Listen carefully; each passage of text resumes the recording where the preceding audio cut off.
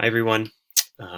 This is a quick overview video, mostly or entirely really for the assignments and the activities that we have coming up here in week 3. As you can see, on top of our usual readings and discussion board posts and replies, we have a string of assignments coming up in week 3 and into week 4. The annotated bibliography by Wednesday, the entering the conversation argument draft. We're actually going to sit down and try to write a draft of our final paper, and that'll be due by the end of the week on Sunday, and then on Wednesday of next week we'll give and get some feedback, some feedback from our peers on that draft. One thing you might be noticing immediately is that the course calendar has changed. I worked really hard to meticulously plan this term, but occasionally I'll need to make a tweak or two. So I tweaked the readings here. You'll see I front-loaded our week with readings. This is in order to, one, give us information that we need for our initial discussion board post, and two, it's to free up your time for the end of the week, in which we're ostensibly going to be coming up with a draft of our argument. I don't take this lightly. I really respect your schedule as busy people and as students. So anytime I need to make a small tweak, I'll let you know as soon as possible via an announcement. What this means is that if you downloaded or printed off a copy of the schedule, it's now just a little bit out of date. On Canvas, I've updated the correct updated schedule.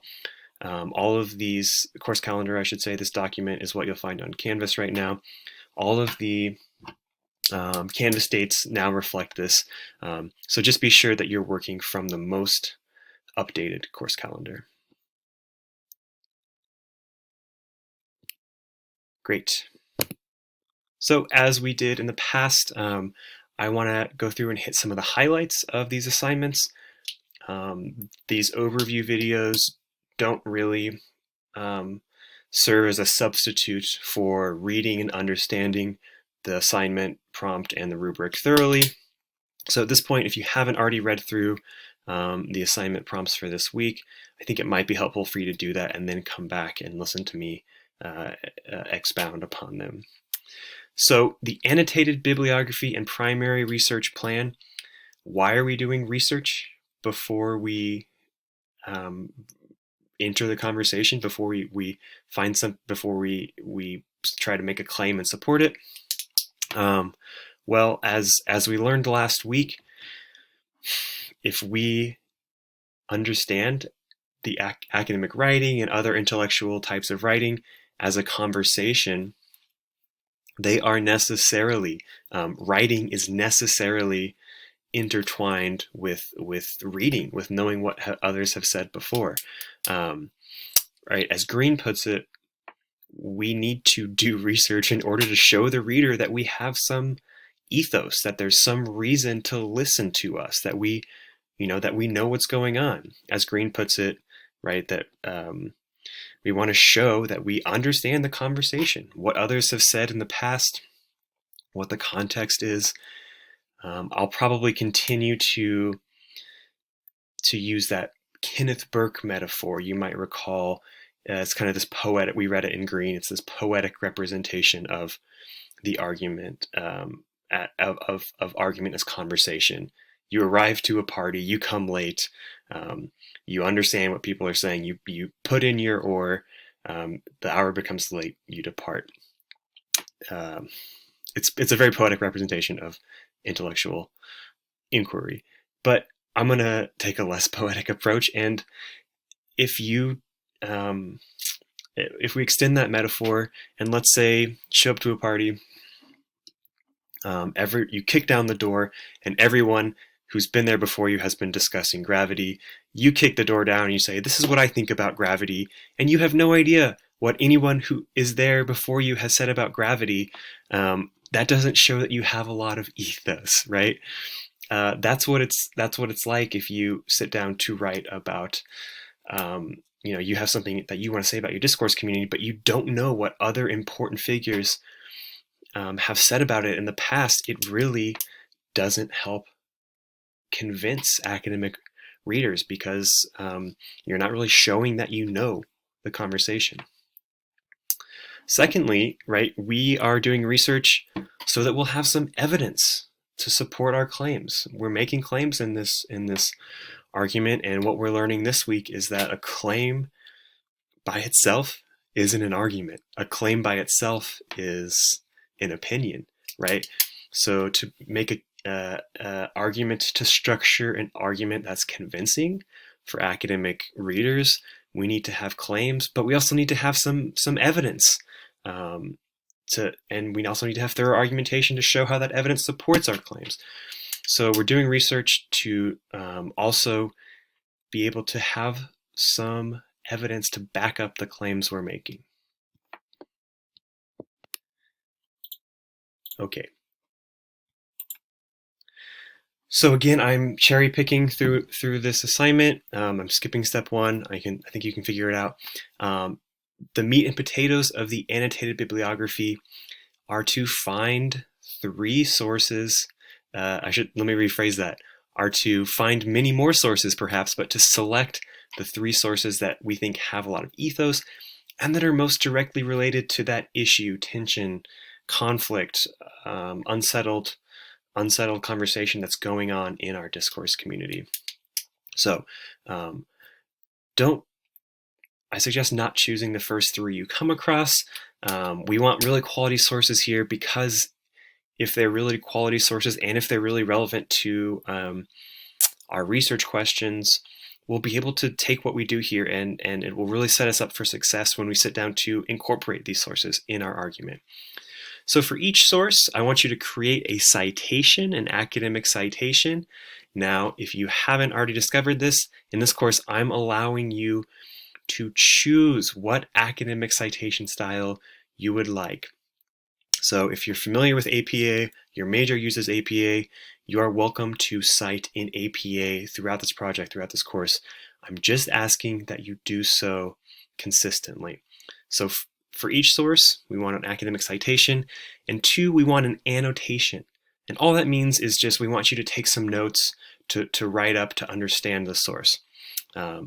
These are some questions I've provided to help you sort of analyze and annotate the 3 really good sources. Of course, these annotations are there to help you understand and ultimately deploy these sources in your own argument. Okay, so what is primary research? Ultimately, we are going to have to do some primary research in this course.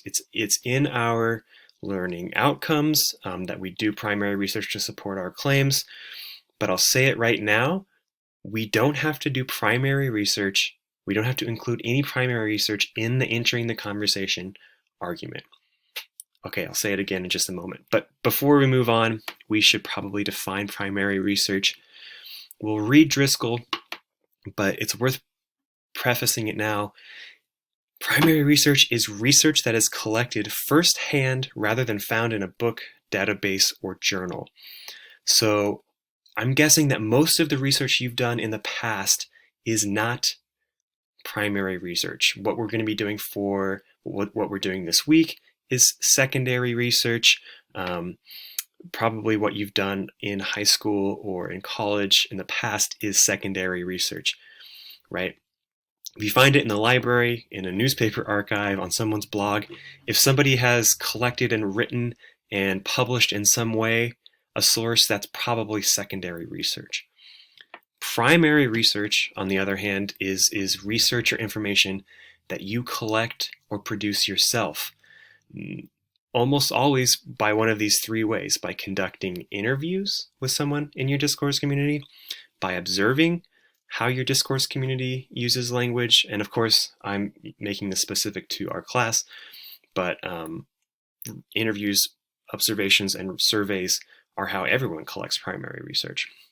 So doing interviews, asking people questions in real life, observing people, observing situations, observing, observing performing experiments in the social sciences or in the hard sciences. That's primary research. Or conducting surveys. Okay, so for our course, that means we might have to interview members of our discourse community. We might want to observe and analyze how our discourse community is using the language. Or we might want to conduct surveys. We might want to design a survey and send it to 10 members of our discourse community. Okay, now I want to repeat this. We don't need primary research for the Entering the Conversation project. This is for a project to come, but you'll recall our discourse community is going to remain the same. We're just going to shift our focus in the coming project, in the discourse community report. We're going to shift our focus about how our discourse community uses language, and it's that second project in which we'll want to conduct and include primary research. For now, all we need to do is to begin to think about how we will conduct primary research. We're trying to come up with a realistic plan about how we're going to collect this primary information. We're starting now because primary research takes time. It is dependent on other people's schedules. It's dependent on meeting up with someone and conducting an interview. It's dependent on collecting surveys. It's dependent on observing. So we're starting now, starting early, but we don't need to conduct or include primary research in this Entering the Conversation project. Finally, Wednesday of week 4, we are by the end of this week, after we've done some research, we are going to try to come up with a draft. Here's what you need to know about the draft. Technically, it's worth 0 points. However, it's actually in reality worth way more than that, because if you don't submit this draft on time, mind you, you're not going to be placed in peer review groups for the following week. Which means you're going to get a 0 on that 50-point peer review assignment. So really crucial here to know, we need to come up with a draft of our Entering the Conversation argument and get it in by the end of the week. If you're wondering, well, what am I writing a draft of? We're trying to hit all of the goals of the Entering the Conversation argument assignment that we're already familiar with. So it might be helpful for you to review what exactly the Entering the Conversation argument, the goals of that assignment. But generally, my rule of thumb is that about 3/4 of the length of the target assignment is acceptable. If you want to know, well, how complete does this draft need to be? I have two answers for you. The most mechanistic one is it should probably be about at least 3/4 of our ultimate 1,000 word word limit,